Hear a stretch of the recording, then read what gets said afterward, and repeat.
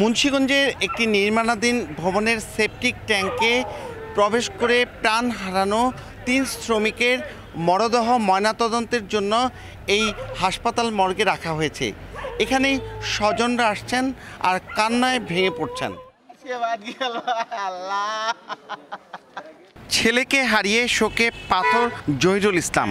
বিয়ের পিঁড়িতে বসা হলো না তার ছেলের। জহিরুল ও ফিরোজা দম্পতির একমাত্র সন্তান ফিরোজ মিয়া গাইবান্ধার শামসুল হক ডিগ্রি কলেজের দ্বাদশ শ্রেণীর ছাত্র।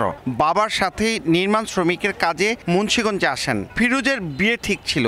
বিয়ের জন্য সোমবার বাবা ছেলের গাইবান্ধার ধানগড়া যাওয়ার কথা ছিল, কিন্তু এখন বিয়ের আনন্দের পরিবর্তে পরিবারে চলছে শোকের মাতম। ভাইয়ের কাছে আমার কিছু নাই। আমার বেটা পাশে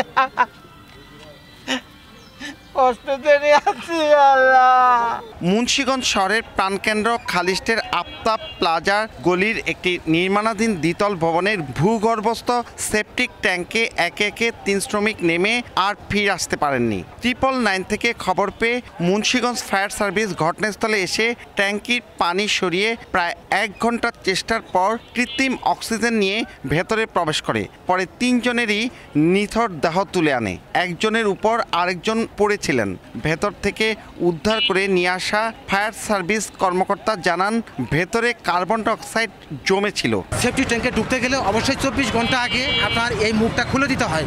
তারপরে কেউ যদি নিচে নামে তাহলে বাইরের বাতাস ঢুকে এখানে কার্বন মনোক্সাইড গ্যাসটাকে বিনষ্ট করে দেয়, যার ফলে তারা এখানে এই কাজটি না করে সরাসরি তারা কেপটা খুলে ভিতরে ঢুকে যাওয়া মাত্রই অক্সিজেন কাটা হয়ে 3 জন লোক মৃত্যুবরণ করে।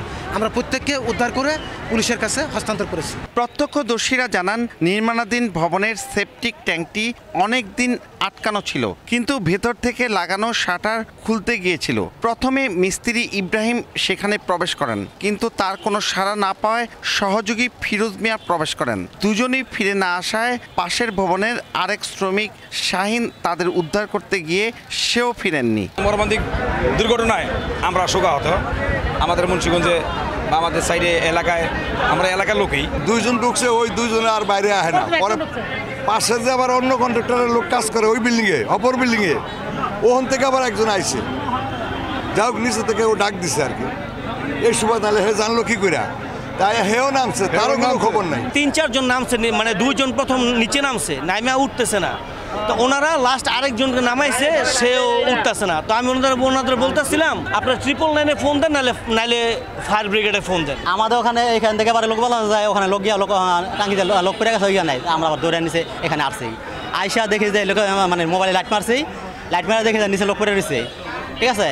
তো লাইট মারা যখন ই করেছে তখন নিচে মাথা ঢুকেছে মতো নয়, আমাদের দম যাওয়া অবস্থা, মানে গ্যাসের এরকম অবস্থা, ভিতরে গ্যাস জমে গেছে। এখানে কাজ করে 1 বছর যাবত আমরা চিনি ওরে, খুব ভদ্র একটা ভালো ছেলে, লেখাপড়াও করতেছে। এটা আমার তো জানা মতে যে একজন মিস্ত্রি একজন হেল্পার কাজ করতেছে, সেক্ষেত্রে তো মিস্ত্রি নামার কথা। মিস্ত্রি তো হলে ইব্রাহিম ভাই।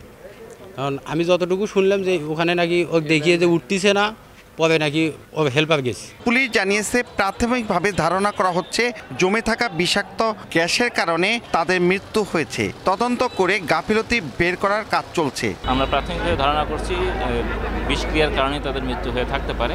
তারপরে আমরা পরবর্তী আইনগত ব্যবস্থা যা আছে সেটা নিচ্ছি এবং এর প্রকৃত কারণ কি সেটা খুঁজে বের করার চেষ্টা করছি। ফায়ার সার্ভিস জানিয়েছে, ভূগর্ভস্থ সেপটিক ট্যাঙ্কটি প্রায় 10 ফুট গভীর। এটির মালিক সবুজ গাজী, আর এই শ্রমিকদের ঠিকাদার ছিলেন হাসান মিয়া। নাসিরউদ্দিন উজ্জ্বল, সময় সংবাদ, মুন্সিগঞ্জ।